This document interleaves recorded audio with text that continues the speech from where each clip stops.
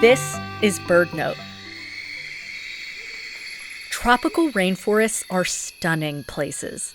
They support half of the world's biodiversity. They're found in just a few regions, such as the Amazon, the Congo River Basin in Africa, and Indonesia. The variety of life forms stands out visually, from the rainbow feathers of the scarlet macaw to the fantastic iridescence of the birds of paradise.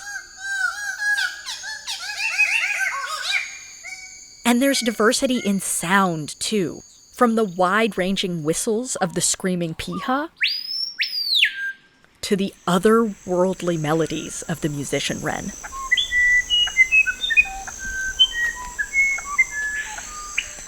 The relationship between people and rainforests runs deep. Indigenous communities continue to steward large areas of rainforests.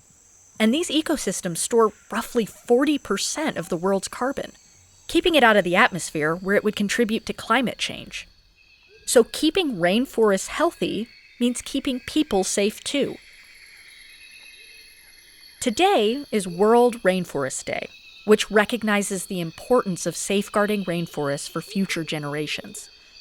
Many of our actions can affect rainforests around the globe.